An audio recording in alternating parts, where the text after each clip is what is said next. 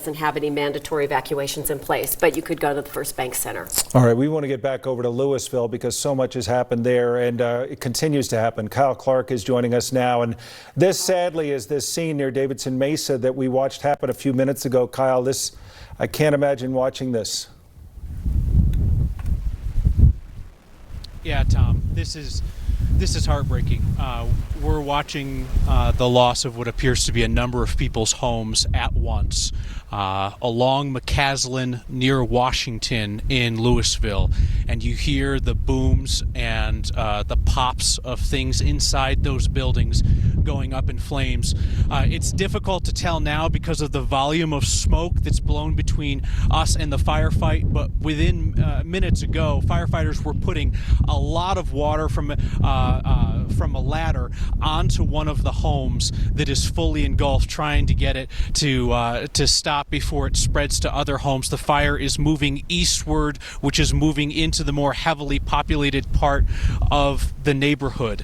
This area along McCaslin where we're standing burned through earlier, and it does appear that the fire jumped McCaslin to our south down near Washington. When I talked to you on the phone about 10 minutes ago, I was south of here by about a mile down near where Via Appia comes into McCaslin, and the flames had crossed the road there going north to south.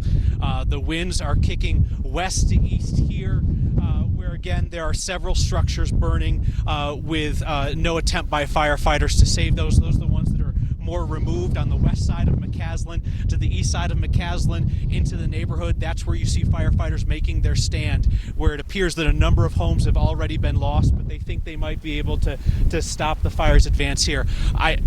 I'll be honest with you, Tom, Kim, I've covered fires in Colorado for more than a decade, including some wintertime fires here in Boulder County, and have never seen anything with the size and the power of this fire that's driven by winds that have continued now for 4 or 5 hours. See the sun, I think, over your left shoulder trying to come out. It's probably a blue sky day above all this smoke.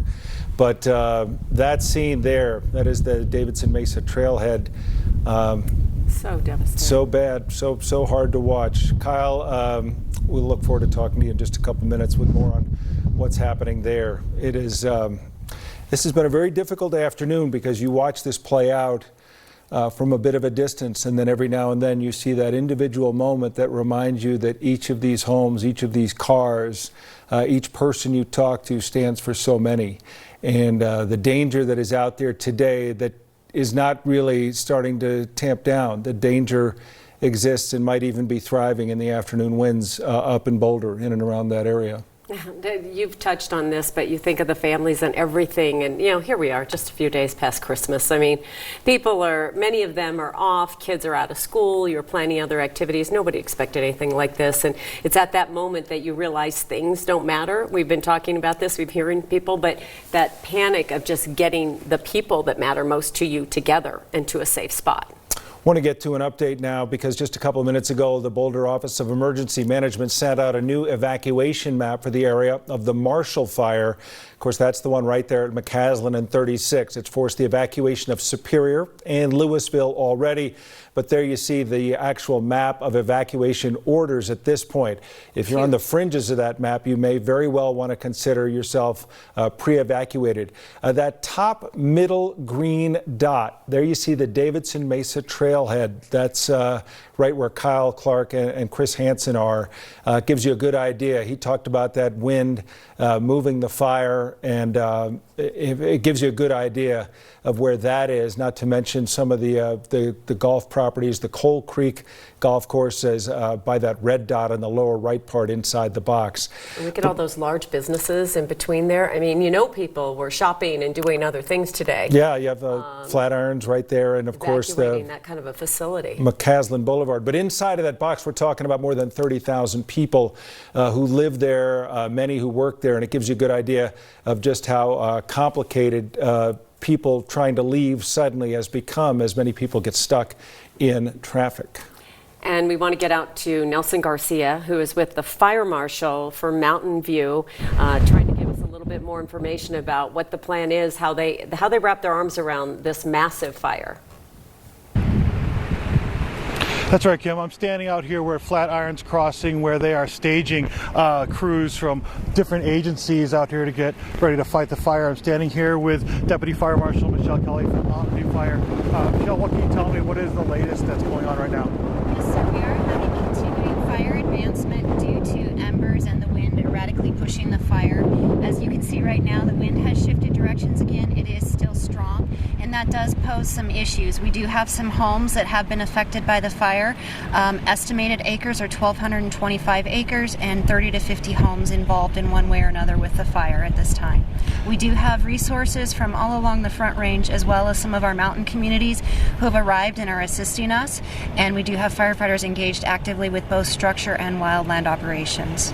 It sounds like that they're increasing the evacuation or pre-evacuation zones. What can you tell me as far as how this fire is moving right now? The fire has predominantly moved to the northeast from the southwestern part of Boulder County to the west of Superior and Louisville. We've been very fortunate, and we've had a phenomenal response from area law enforcement from multiple counties to help us get out to those residents along the little bit more eastern part of Boulder, including Superior and Louisville, also over into Broomfield and Broomfield County. And what is this area right here? Did you figure this was a good geographical location to have everyone gather? So as traffic was starting to leave the area, things were starting to get a little more erratic with the wind. This was a nice wide parking lot, a place that we could gather resources as they were coming from the Front Range. Also, they wouldn't have to be driving directly through the fire area where we had active fire flame. And so it gave us a nice place to start getting people a good briefing before they head out to the line. Now, I imagine that the biggest ingredient right now is the wind. Until that dies down, is this going to continue to cause problems? Yes, the wind is going to play a factor, and we expect to continue to have issues. The wind is going to play a factor into the evening hours. So with that, we do ask that people take the time. Again, we've said it multiple times, sign up for Everbridge. If you've never prepared for pre-evacuation or evacuation, get those important documents, make sure you know where your family is, know more than one way out of your home. And if you ever feel in danger, you can leave. You don't have to wait to be told to leave. Thank you very much, Michelle. I appreciate it. Stay safe. As you heard, more than 1,200 acres and approximately 30 to 50 homes involved at this time, as far as they know. We will be here as the crews continue to go in and out of this parking lot here at Flatiron's Crossing, and we'll bring you the latest when we have it. Tom, Kim. All right, Nelson, thanks very much. The sound of that wind whipping through certainly is a fearsome sound. We want to get back over to the Davidson Mesa Trailhead in Louisville. Kyle Clark has been there watching a horrific scene play out. Kyle? Tom, I think we just watched as wind gusts have kicked up to what feels like about 50 miles per hour or so. Another home catch fire. This is the home that firefighters were just trying to save, putting a lot of water on the home that you see that is just fully stripped down by fire. But now we're seeing fire in the upper level of the next home. So this is the leading edge of the neighborhood. This is the western edge of the neighborhood. And as you move in, even with the thick smoke, I can see it's just home after home after home. And then when you move to the east of here into Louisville, you get into an area where the homes are a bit smaller and they're also even closer together than they are here. To our west and to our north, we've seen first responders coming in apparently to do home checks to make sure that folks are out of the homes that are nearby. But this is what the scene that you have watched play out again and again this afternoon, where firefighters, despite their best efforts, are simply outmatched in these wind conditions and the head start that the fire has. And I'm just afraid that we're going to be looking at a much worse situation here before long, because we've gone from the western side of McCaslin, where the homes are almost like ranchettes and they're a bit spaced out, to now the west side of McCaslin, which is getting into neighborhoods proper.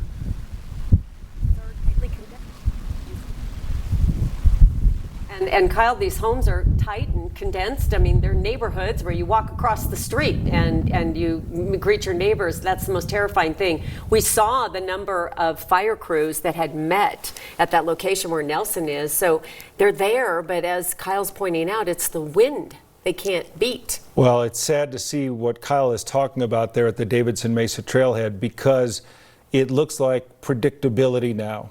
the houses that are downwind are just next. Yeah. The embers, the Well, heat, what everything even- is moving. And Kyle, I know you're saying that you're seeing those houses on one side of the street and now the other. And I thought Nelson said, the fire marshal said they're looking at 30 properties at least that are threatened or might be lost. Yeah, I think when we talk about 30 properties, it sounded to me like they were talking about properties that that they were already engaged in active operations to protect. I mean, I can easily see a couple of dozen just within my view here, and I was just driving through that neighborhood to the east, and we're talking about hundreds of homes that are just about kind of a mile down and through this gully here. So with any luck, the winds, as Danielle has said, may be relenting here, and it may allow firefighters to make a stand, but the homes are not going to get any less dense as you move your way east into Louisville. And just like that again, we have calm. I mean, 60 seconds ago, the wind was strong enough that it knocked photojournalist Chris Hansen off of his feet while he was shifting the camera. And that to me felt significantly in excess of 50 miles per hour. And at this moment, completely still. And in the distance, you hear the booms of things exploding inside the homes and garages to our south. There's a fire station not too far from there, and you have to wonder, not the irony of it, but the oddity of it, that there's little they can do in these conditions, even if they were able to attack these fires. And the odds are that fire station had already been summoned maybe somewhere else by then. But even the proximity to a fire station here, really no match for these conditions. Yeah, I think it's going to be tomorrow, I think, before we get the best idea of what has happened, even if firefighters are able to gain an upper hand here in the next couple of hours. I mean, Tom and Kim, you guys both remember the Mountain Shadows fire in Colorado Springs and the way that fire worked down into the wildland urban interface and had the ability to go home to home. That's the last time that I recall seeing something this destructive on the Front Range. Just when Chris panned off to the side when you talked about the winds dying down briefly, Kyle, you could see little pockets that were still smoking in areas. When you think of the hot spots that they'll be battling and dealing with for days, arguably. Yeah, and we've watched, Kim, as well, that Xcel Energy has been in here. It looks like up ahead of us some lines might have been taken down. The winds that came through here were enough to take down a number of trees in the neighborhood to the east. To get here, had to weave around a tree that had come down and smashed into a pickup truck.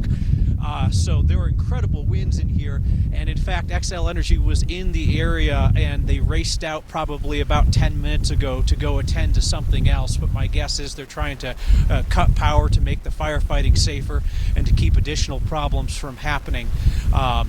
If there's any good news, and I don't know if you've got a better look at this than I do, Chris, it looks like the flames in that next house along the line may have died down a little bit. It's so difficult to tell with the dense smoke in between, but there's that one house very prominently that Chris has been showing us that is obviously a complete loss. Firefighters were putting a lot of water on that from a ladder truck, trying to keep it from spreading to the next. It did at one point, but from my vantage point, I can no longer see that home burning.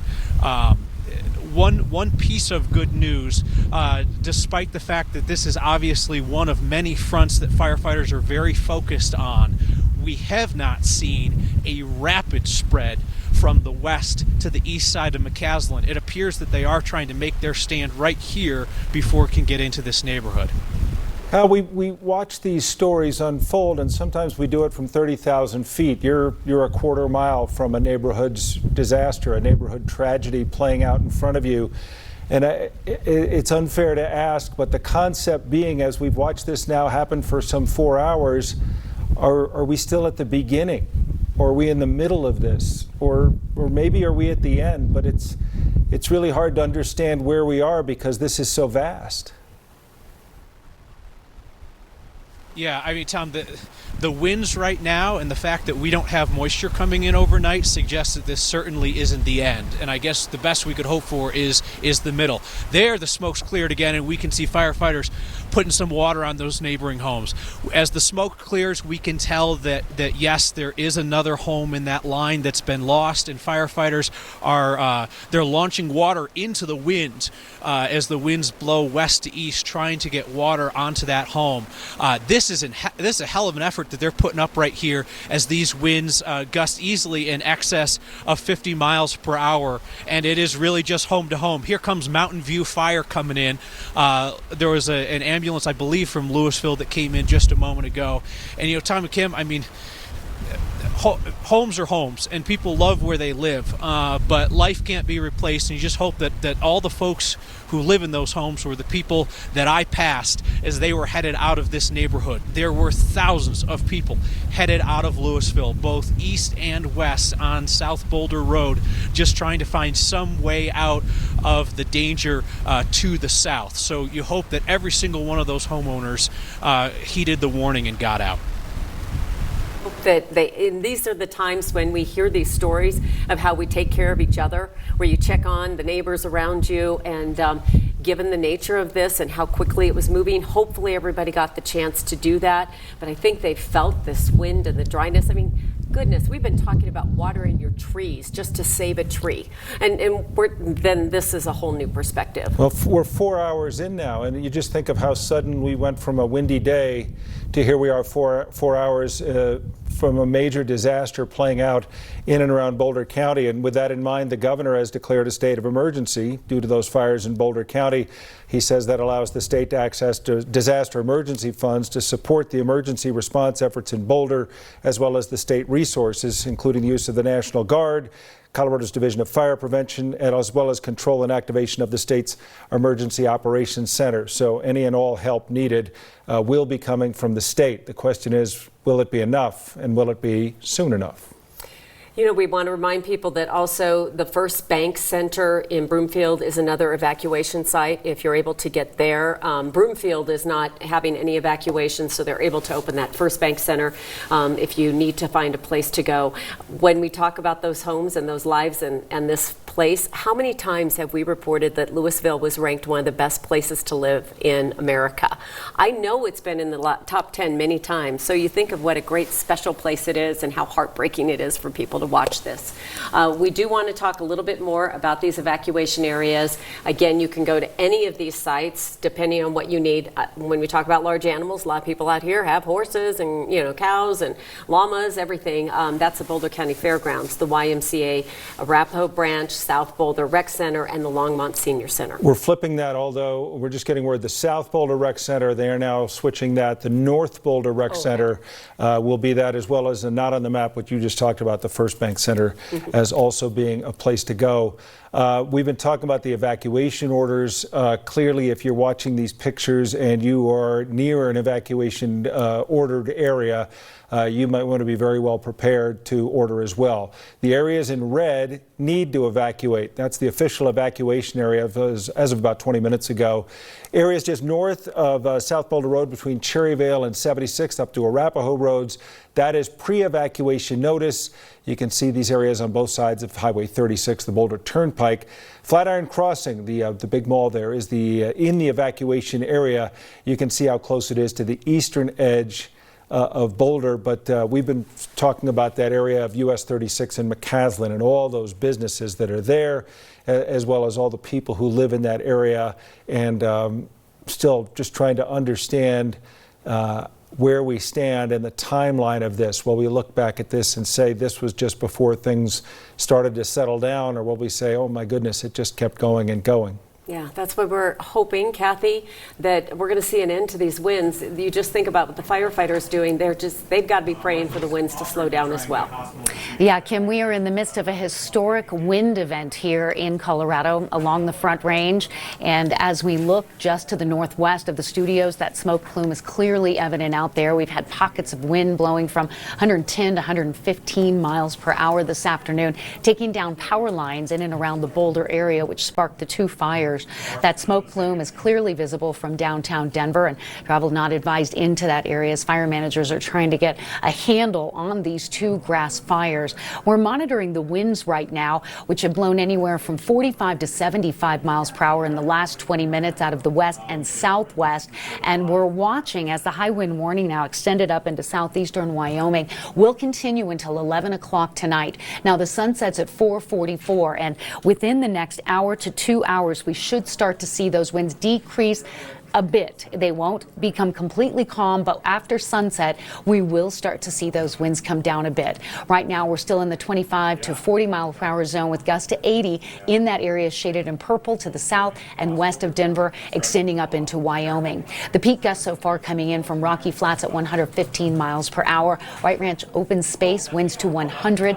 Lyons winds over 90 miles per hour. Glen Haven and of course Boulder. We've seen sustained gusts in the last hour to 75 miles per hour. Taking you forward with the wind gust forecast, we will see some improvement in the wind as we move through the next couple of hours. The winds will shift more out of the southwest, but do come down into the 35, 45, and 50 mile per hour range between 8 and 9 o'clock. We're waiting the arrival of a front that will arrive early tomorrow morning, offering an increase in humidity, decreasing wind, and some beneficial moisture. But the winds do not become entirely calm along the front range. They're in the 25 to 45 mile per hour range from Red Feather Lakes, Estes Park, Allens Park into Nederland, Boulder, Erie, and Lyons, even through the overnight hours. Once the front comes through tomorrow morning, the winds shift out of the north and northeast. That brings the wind speeds down. The wind direction offers us higher humidity values, and we see a big improvement in the wind along with snow developing in those exact areas where those grass fires are burning right now.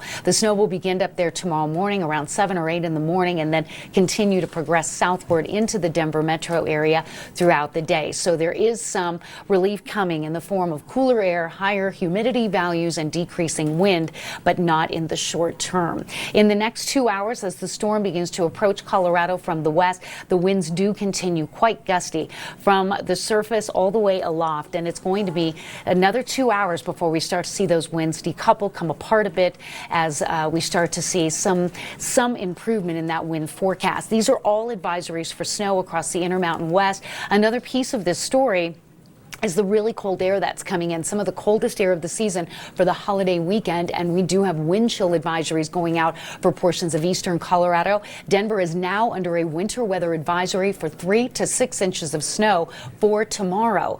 And so while the snow will begin to ramp back up in the high country, we have to wait overnight for the snow in Denver. And what you're seeing on radar there, that is the smoke showing up on the radar around Broomfield and Arvada north of Denver.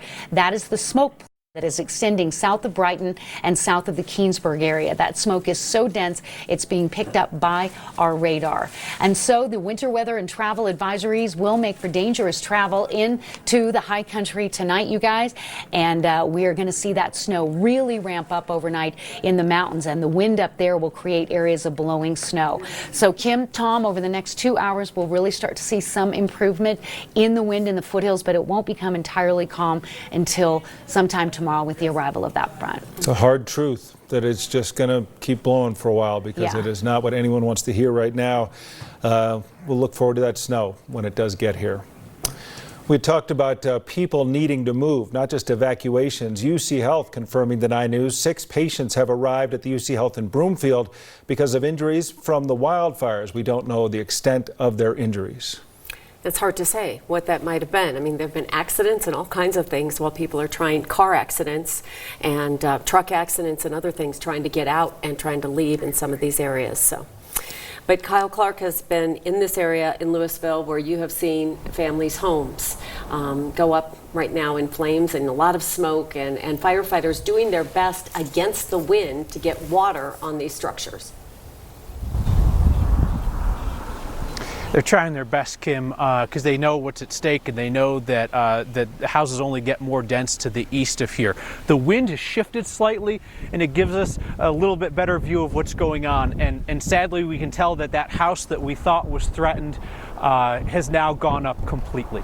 That was the house that firefighters were working to save for about 30 minutes or so. As you look through the viewfinder of our photojournalist Chris Hansen and you see those two homes on the end that have burned, the firefighters are to the left of there. They are to the east of there, and they've been trying to send water back onto the house to the west. The wind, when it kicks up in excess of 50 miles per hour at some points, has turned that stream of water all the way back on them. So it's not clear if they're able to get close enough to put water on the houses right next to the ones that are burning. But you can also see, as you look there to the left of the picture as we go east, that it is home, home, home along the south side of that open space. They kind of ring the open space to the south and the west side. For folks who know this area, we are along McCaslin looking southwest just north of Washington, a ways north of Via Appia. Although I was down in that neighborhood there north of Via Appia, and there were flames in the open space in that area. There was brush burning there. There was a point where I had to turn around and loop my way back up and around. So we know that there's fire in the neighborhood to the south of us, and they're trying to stop it from going to the east of us. The thing that is worrisome here in the last couple of minutes, as the wind has shifted and has calmed significantly at our position, there is a significant backfilling of very dark smoke to the south of us. And the color of smoke that indicates that it's buildings and not brush that's burning. As you see, that next home in that's been lost is now putting up probably 4-story flames at this point. The home on the corner, which you could still see the structure of about 30 minutes ago, is now completely down to the ground, and off in the distance you hear the pops and the bangs of things that the fire is reaching. I wish that I had any cause for optimism other than the fact that the wind is relenting for a moment at this position. You see the flames from that house are standing more straight up as opposed to being driven sideways and parallel along with the ground. I remember hours ago, Tom, I was listening to your coverage on my way up here, and you and Noel Brennan were talking about how the fire was just moving laterally along the ground. When the wind lets up, it stands up, and all of a sudden you realize that there's been more loss than we thought.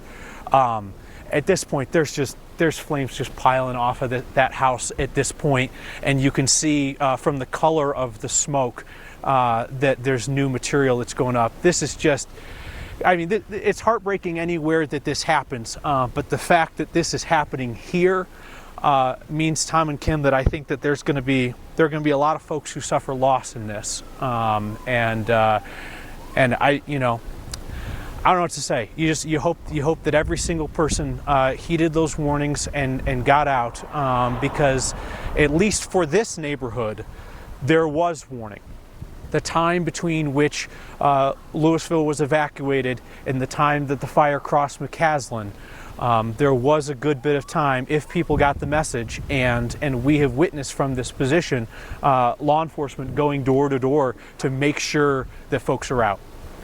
Kyle, the grave fear, of course, being is that you are seeing flames and you are actually watching houses go up, but behind that wall of smoke, what you don't see might be worse. You know, it's hard to imagine, but it could be the things we're not seeing are even worse than the things we are seeing. And it always, you know, it makes me wonder when you think of how difficult it is to fight what we would call a quote-unquote normal fire. This is anything but that. And firefighters in different areas and at different places are having to do some sort of triage as to where they do choose to try to make a stand and where they do try to fight these fires. That's got to be a difficult choice to make in real time on the ground.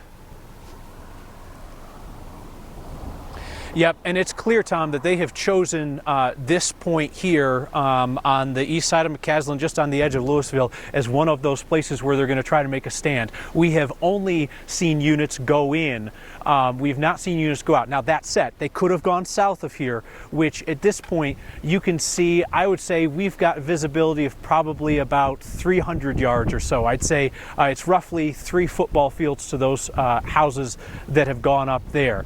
we cannot see beyond them. We can see the first row of houses, and that's it due to the density of the smoke, and we know that the fire was back in the neighborhood behind.